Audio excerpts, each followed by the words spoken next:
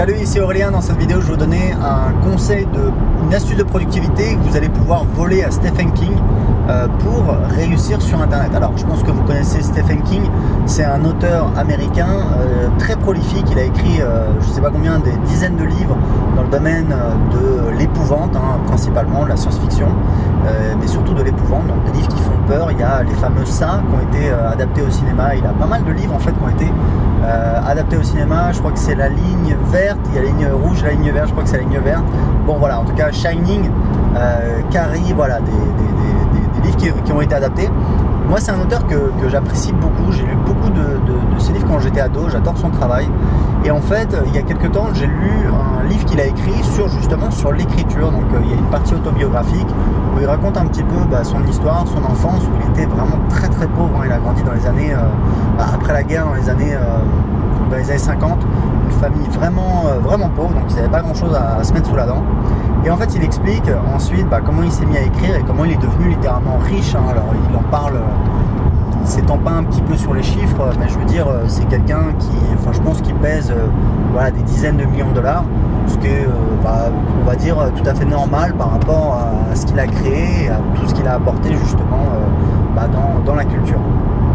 Et en fait, j'ai découvert, parce que moi je préparais en fait l'écriture de mon propre livre, j'ai publié un livre, et en fait le truc c'est que il y a un truc très important, c'est que Stephen King en fait il a une espèce de rituel, c'est qu'en fait tous les matins il écrit.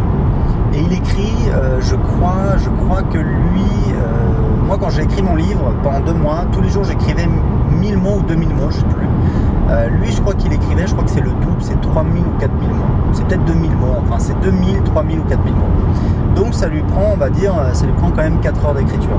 Il faut savoir que ça c'est une astuce, je sais pas pourquoi je dis astuce, c'est pas du tout une astuce, mais c'est une habitude que Stephen King n'est pas du tout le seul à avoir. En fait, quand vous regardez un petit peu la plupart des écrivains les plus connus, les écrivains prolifiques, les écrivains à succès, très souvent, la plupart, ils ont justement ce type d'habitude. Je sais que j'avais vu que par exemple Musso, Lévy, c'est des gens, tous les matins, ils écrivent pendant des heures, tous les jours. Et en fait, le truc c'est que quand vous écrivez tous les jours, des fois vous écrivez déjà, vous produisez. C'est un petit peu ce qui fait la différence entre les professionnels et les amateurs, c'est que les professionnels ils produisent du contenu et les amateurs ils produisent pas grand chose, ils produisent plus des excuses qu'autre chose. Vous avez typiquement les blogueurs un petit peu amateurs, ils publient pas trop, ils attendent d'avoir l'idée parfaite, le produit on attend, etc., et du coup ils avancent pas trop. Le professionnel c'est quelqu'un qui fonce, qui publie, qui se prend des raclés, il faut le savoir, on ne fait pas que des trucs qui ont du succès. Moi je connais des gens qui ont publié des livres, des gens même qui ont publié des livres qui ont eu beaucoup de succès, et ils ont publié d'autres livres et ils se sont aperçus que on ne pouvait pas publier des livres à chaque fois et avoir du succès.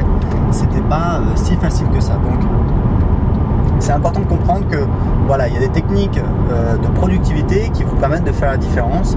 En fait, le truc c'est qu'on ne vous demande pas de faire parfait, on vous demande juste de vous y coller tous les jours un petit peu. Donc c'est vraiment ça qui fait la différence. Par exemple, si vous voulez développer un blog, développer du trafic, au début vous n'avez pas trop à vous prendre la tête sur les réseaux sociaux, sur le design, etc. Tout ce que je vous recommande de faire, par exemple, c'est d'écrire un article par semaine pendant 1 an. Et au bout d'1 an, vous avez 50 articles, vous avez déjà une base assez intéressante sur laquelle vous pouvez travailler en faisant quelques liens bien choisis, en faisant des partenariats, en faisant des articles invités sur d'autres blogs, en faisant un petit peu d'annuaire, de CP, de choses comme ça. Eh bien, vous allez commencer à avoir un trafic assez intéressant sur votre blog.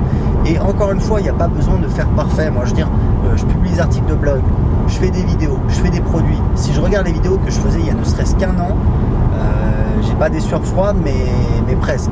Et aujourd'hui, je publie plein de vidéos, je me suis beaucoup amélioré. C'est pas parfait, ce sera mieux dans 1 an.